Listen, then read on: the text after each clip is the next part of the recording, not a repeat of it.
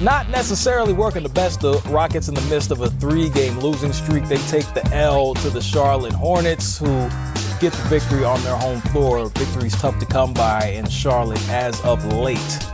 And now it's time for the Limelight presented by Corona. Time for the Limelight presented by Corona Extra. That's what I'm trying to say. Wait a minute. Yeah, you see that? This man had a quadruple double? Yeah, he did. Yeah. 30 points, 14 assists, 10 rebounds, and 10 turnovers. Balling, well, sort of. Please drink responsibly. That's what we'll say. Not really. No. And the quadruple double here is the Twitter. Harden with a nice shirt, and he's looking at the stat sheet, realizing the numbers that he put up in 45 minutes. Internet is undefeated. Yes, it is. Shouts out to Record 30. Once again, James Harden making history on the stat sheet. Check my stats, baby. So this is what we're going to do. This is live television. There is nothing like it right now. As you cannot see this GIF repeat itself over and over again too many times. It's just awesome in itself. Obviously, we're having a good time talking about the Houston Rockets.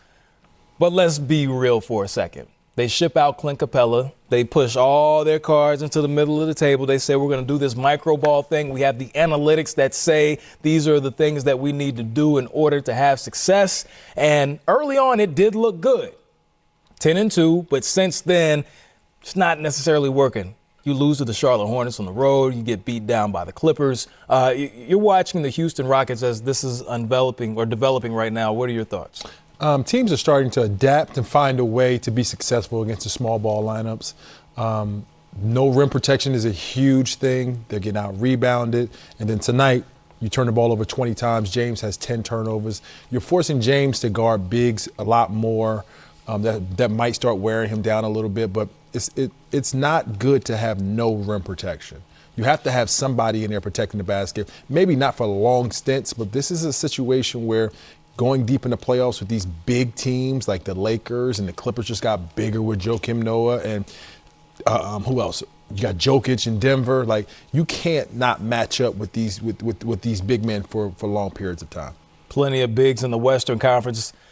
A lot of success, like I said at the beginning. Is this going to be a move that they end up regretting by getting rid of all their bigs and their rim protection, as Dante spoke about? No, I don't think so. I think this is a situation where they're married to a certain style. They're going to live with it. So on those nights when they're cooking and it's working, they celebrate it. And on a night when it doesn't and you don't have Russell Westbrook and you get outplayed by Charlotte's backcourt, you lose a game like that, especially when you got James Harden turn the ball over like that and you can't guard anything around the basket. That's a recipe for losing the game. I don't care what style you play, what league you're in, what planet you're on. If you turn the ball over like that and you cannot protect the rim, you're losing basketball games generally.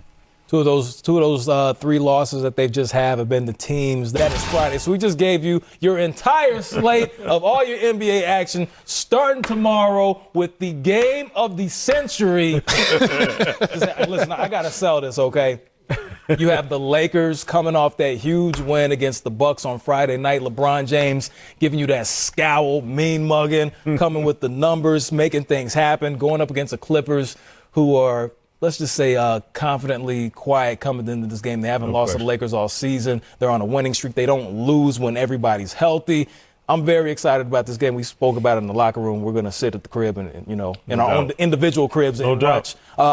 What is the thing that you're looking forward to most in watching this game on Sunday? Well, look, I guess in the Southland they call this the county championship. Yeah. LA City title. I mean, whatever you want to do. I want to see if LeBron James asserts himself against the Clippers the way he did against Giannis Antetokounmpo and the Bucks on Friday night. If we see that guy, if that LeBron shows up, that kind of adds a nice little wrinkle to this series because up till now, the Lakers have not had enough, Dante, to combat what the Clippers bring to the table. I think the Clippers are the deeper team. I like the Lakers' top-heavy stars better, but I like the depth and the quality depth that the Clippers bring to the table. We're going to see, can LeBron do what he did against Giannis and the best team in the league in the Bucks on paper, on record, against the team that is standing directly in their path in the Clippers? I liked what we saw last night. I like to see superstars go at it, superstars guard each other. I like to see Giannis and LeBron go at each other. Obviously, the Lakers came out on top. LeBron James asserted himself. He attacked the basket all night long. He showed he was still dominant in the post. That is what we need out of LeBron coming down the stretch. I think that's what we're going to see from LeBron coming down the stretch. But I'm tired of all the talking. I'm tired of all the talking of who's the best in the West, Clippers versus Lakers. I'm tired of people asking me questions. Who do I think is the best between the Lakers and the Clippers? I think that the Clippers have an amazing coaching staff over there. They have Doc Rivers, but not only do they have Ty Lue, who's been coaching LeBron for 4 years, so he understands how to unravel a team led by LeBron. You have the Lakers over there who are bigger than the Clippers, who can dominate a playoff game, but you have two teams that are getting ready for the playoffs and getting ready to play a certain style of basketball, trying to win an NBA championship. So now this is where it counts. The Christmas Day game was a game that you could just you could throw out the window. They competed at a high level. It came down to the last play. But this is the game where we see who is the best team in the West. Now, no more excuses. Two teams have to go out there.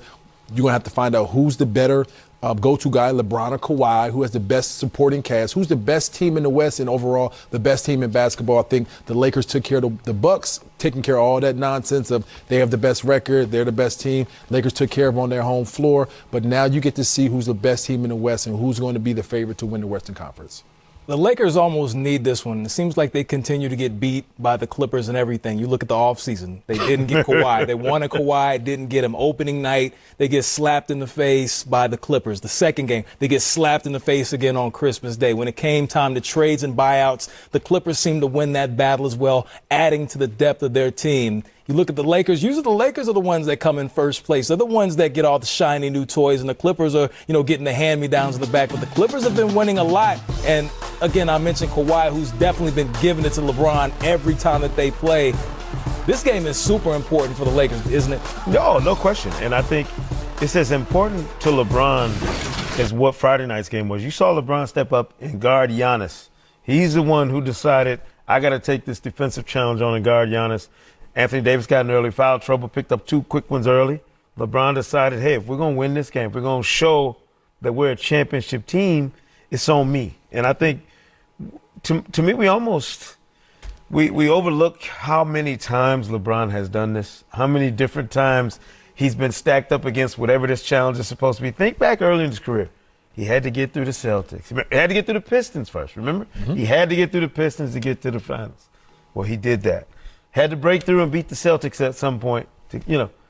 He did that. I mean, every challenge he's faced, he's found a way. He had to battle the Warriors in the finals, outmanned. Nobody would tell you that he went into any of those finals with a better team. The fact that he came back and beat the 73-win Warriors goes down in history. So to assume that LeBron is not going to show up in a marquee matchup after Kawhi has stolen his lunch money a couple times, after the Clippers have kicked sand in the sandbox out there in L.A. on him a couple times, I'm expecting vintage LeBron James in this game tomorrow. If you get vintage LeBron James, you also give your teammates energy. And I'm big on how the energy goes through the roster. When they saw LeBron James attacking, when they saw LeBron James guarding, everybody had to step their game up another notch. But as we talked about yesterday, Ro, AD has to come and show up. AD has to show his dominance on a team that doesn't have a player to match up with him on paper. He's the best power forward in that game, so he has to be that power forward. He has to dominate on the offensive and the defensive side of the game. This is his game. This is his game for him to take over. They have matchups for LeBron. They have depth at the wing spot. They have guards. They can try and throw a lot of bodies at Bron, but they don't have as many bodies to throw at AD, and AD has to step up and show that he's the dominant player in this series. Speaking of having guys step up, obviously you were a part of that team that came back against the Golden State Warriors 3-1 with LeBron, so you're familiar with what he does in certain situations. Sometimes he'll come out and want to score and impose his will or be the facilitator. We know AD can get his numbers, but outside of AD and maybe Kyle Kuzma, there hasn't really been a ton of offensive production consistently from the rest of the players. How do you expect LeBron to come out in this game? What type of mentality will he have from the jump ball? I think the carryover from last night's mentality of attacking the basket early, not settling for jump shots, but also trying to get AD involved and give him some early confidence. I think that's going to be big because if AD gets going and AD attacks like LeBron and they get a tempo going to where the Clippers are back on their heels, like that's what's going to lead them to a victory. You can't wait in a series, we're in a game versus the Clippers because the Clippers are trying to come out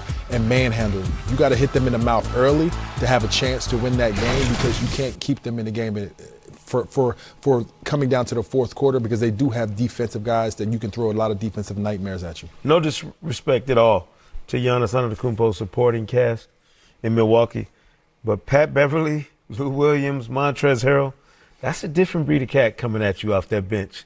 Those are different cats coming at you if you're the Lakers. If your role players don't match that energy, that ferociousness, that anger, because Pat Beverly plays like you stole his lunch money. Right. Yeah. And he's trying to get it back. Like if you don't have guys that go out and match that on a matinee on a Sunday when the whole world is watching, it's going to be interesting. But Sekou, I'll give you this, right? Rondo. Playoff Rondo's different than regular season Rondo. No I question. need Rondo to step up, No question. guard Lou Williams, and I think that's something that will come.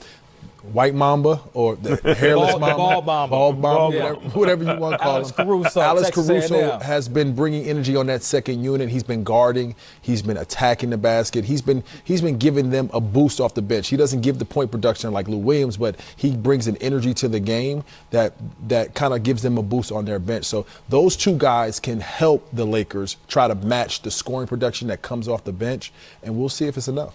Can't wait to see that game. You can check it out Sunday. And, of course, you can see all the post-game coverage right here on NBA TV. We're just hanging out talking basketball. Why don't you come out and hang out with us some more? We'll be right back.